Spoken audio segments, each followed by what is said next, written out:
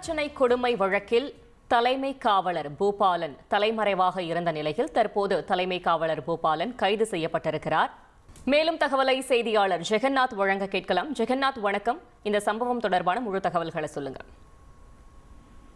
வணக்கம். மதுரையில் நேற்று ஒரு இளம் பெண் வரதட்சணை கொடுமைக்கு உள்ளாக்கி சிகிச்சை பெற்று வரும் நிலையில் அவரது புகாரின் அடிப்படையில் பல்வேறு பிரிவின் கீழ் வழக்குகள் செய்யப்பட்ட நிலையில், குறிப்பாக பார்த்தீங்கன்னா அப்பன் திருப்பதி காவல் நிலையத்தில் பதிவு செய்யப்பட்ட புகாரின் அடிப்படையில் இளம் பெண்ணின் கணவர் மற்றும் அப்பன் திருப்பதி காவலாக பணியாற்றும் பூபாலன் மாமனார் மற்றும் சாத்தூரில் ஆய்வாளராக உள்ளார் செந்தில் குமரன், மாமியார் விஜயா, நாத்தனார் அனிதா ஆகியோருக்கு எதிராக வழக்குகள் பதிவு செய்யப்பட்டிருந்தது.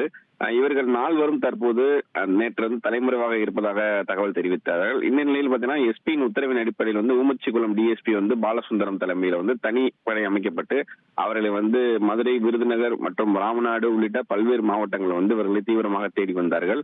இந்த நிலையில் தனது கணவர் மற்றும் குடும்பத்தினர் வரதட்சணை கேட்டு கொடுமைப்படுத்தியதாக பெண் அளித்த புகாரின் அடிப்படையின் கீழ் காவலர் பூபாலன் மற்றும் அவரது பெற்றோர், தங்கை மீது அப்பன் திருப்பதி காவல் நிலையத்தில் வரதட்சணை கொடுமையின் கீழ் வழக்கு பதிவு செய்யப்பட்டுள்ளது.